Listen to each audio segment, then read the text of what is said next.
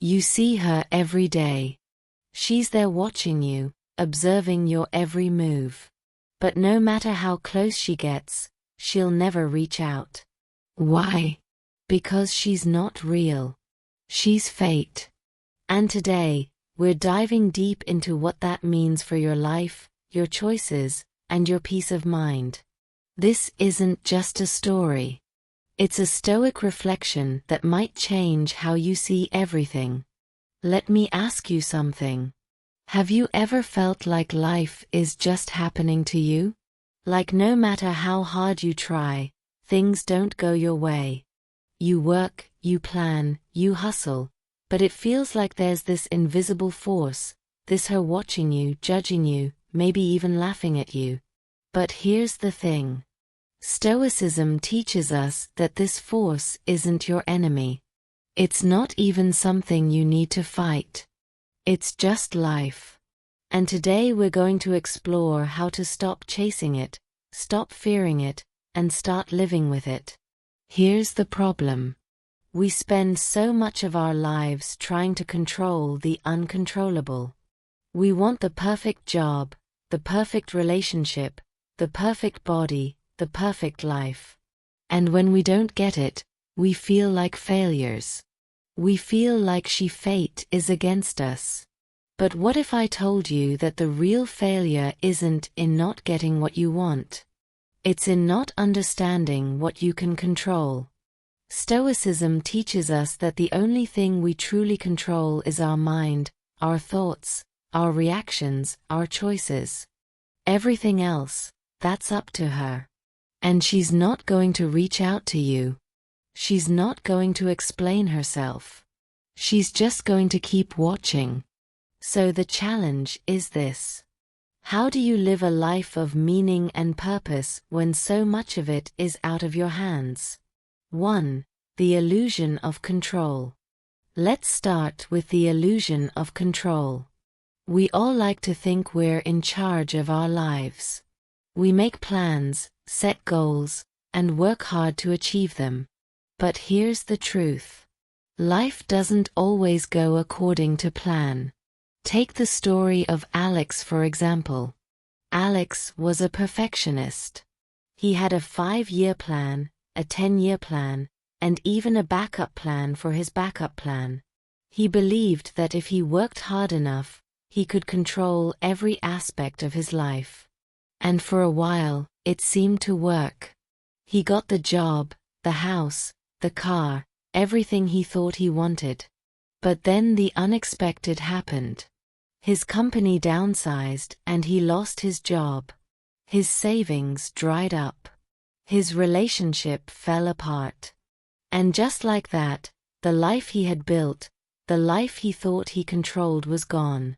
This is where Stoicism comes in. Stoics like Epictetus teach us that there are only 2 things in life. Things we can control and things we can't. And most of the time, we're wasting our energy trying to control the things we can't.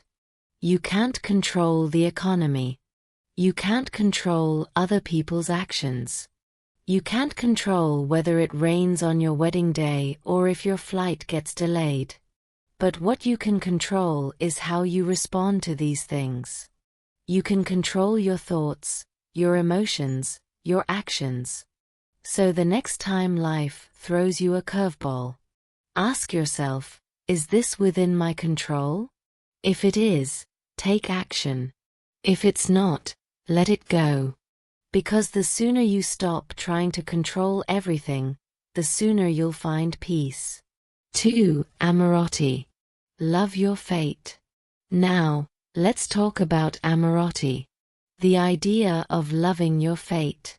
This is one of the most powerful Stoic concepts, but it's also one of the hardest to practice. Let me tell you about Sarah. Sarah had a picture-perfect life, a loving husband, a beautiful daughter, and a career she was passionate about. But then her husband was diagnosed with a terminal illness. Within a year, he was gone. Sarah was devastated. She felt like her life had been ripped apart. She kept asking, "Why me? Why did this happen?" And for a long time, she couldn't find an answer. But then she discovered Stoicism. She came across this idea of amor fati, loving your fate no matter what it brings. At first she didn't understand it. How could she love something so painful? But over time she realized that amorati isn't about pretending everything is perfect. It's about accepting what happened and finding meaning in it. It's about saying, this is my life. This is my story. And I'm going to make the most of it. So Sarah started to reframe her experience. Instead of seeing her husband's death as a tragedy, she started to see it as a reminder to cherish every moment. She started to focus on the love they shared, the memories they made, and the lessons he taught her. This is the power of amorati.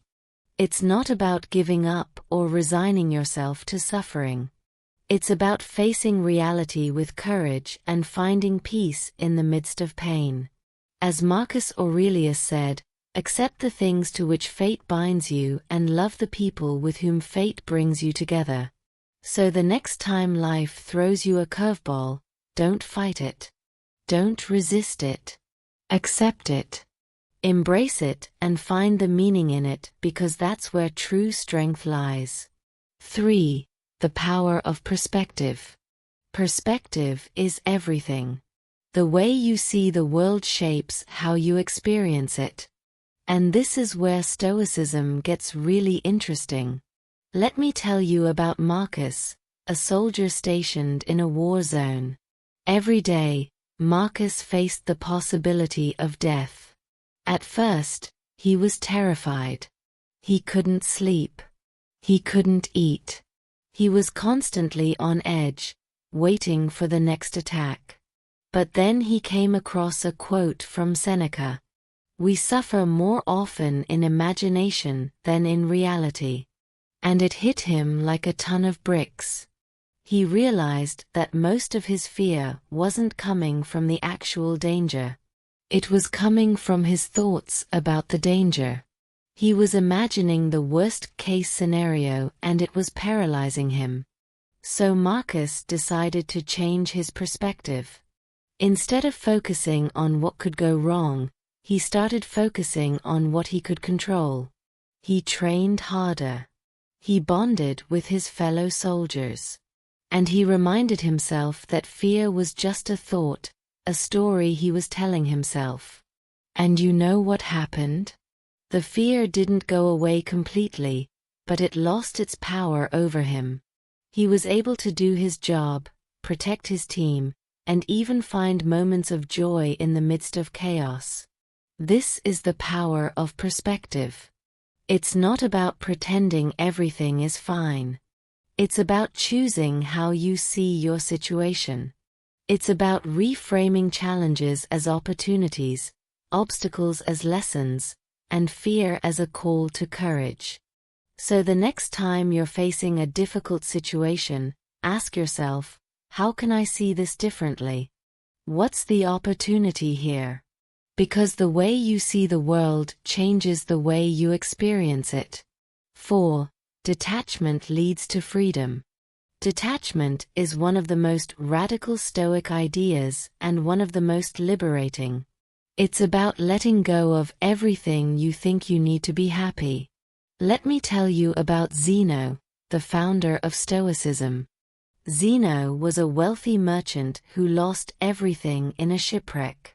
At first, he was devastated. He had spent his whole life building his fortune, and now it was gone. But then something incredible happened. Zeno realized that he didn't need his wealth to be happy. In fact, he felt freer without it. He started studying philosophy and he eventually founded the school of Stoicism. Zeno's story teaches us that true freedom comes from detachment, from letting go of the things you can't control and focusing on what truly matters. It's not about giving up on life or becoming indifferent. It's about realizing that your happiness doesn't depend on external things. Your job, your relationships, your possessions. It depends on your mind, your character, your values. As Epictetus said, freedom is the only worthy goal in life. It is won by disregarding things that lie beyond our control. So what does this mean for you? It means letting go of the need for approval, the fear of failure, the desire for more. It means finding peace in the present moment and joy in the simple things. Because when you detach from the external, you find freedom within. And that's where true happiness lies. 5. Fear lives in the imagination. Fear is a powerful emotion, but it's not always rooted in reality. Most of the time, fear lives in our imagination. Think about it. How often do you worry about things that never actually happen? How often do you imagine the worst-case scenario only to find out it was all in your head? This is where Stoicism can help. Stoics like Seneca teach us that fear is just a thought, a story we tell ourselves. And the more we feed that story, the more power it has over us. So how do you overcome fear? By facing it head-on. By reminding yourself that most of what you're afraid of exists only in your mind. Take Marcus, the soldier we talked about earlier. He was terrified of dying, but once he realized that his fear was just a thought, he was able to move forward. He didn't let fear control him. The same applies to you. The next time you're afraid, ask yourself, is this fear real or is it just in my head? Because once you realize that fear is just a story, you can rewrite it. 6. The present moment is all you have. Life is unpredictable. The future is uncertain. The only moment you truly have is now. Stoicism teaches us to live fully in the present. It's about finding peace and joy in the here and now rather than worrying about what might happen tomorrow. Think about it. How much time do you spend worrying about the future or regretting the past? How often do you miss out on the present moment because you're too busy planning or overthinking? The Stoics remind us that the present moment is all we have. The past is gone and the future is out of our control. All we can do is live fully in the now. So take a deep breath. Look around you. What can you appreciate in this moment? What can you be grateful for? Because the more you focus on the present, the more peace you'll find. 7. Inner strength is your greatest asset. Finally, let's talk about inner strength. This is the foundation of Stoicism. The idea that your mind is your greatest asset. No matter what happens in life, no matter how much the world changes, your inner strength remains. It's unshakable. Think about the stories we've talked about today. Alex lost everything, but he found peace by focusing on what he could control. Sarah faced unimaginable loss, but she found strength by accepting her fate. Marcus overcame his fear by changing his perspective. These stories all have one thing in common. They show the power of inner strength. So, how do you cultivate inner strength? By practicing Stoic principles. By focusing on what you can control, accepting what you can't, and finding meaning in every experience. Because when you build your inner strength, you become unstoppable. No matter what life throws at you, you'll be ready. Here's the moment of truth. She's always going to be there. Fate will always be watching. But here's the secret. She's not your enemy. She's your teacher. Every setback, every failure, every unexpected twist is a lesson.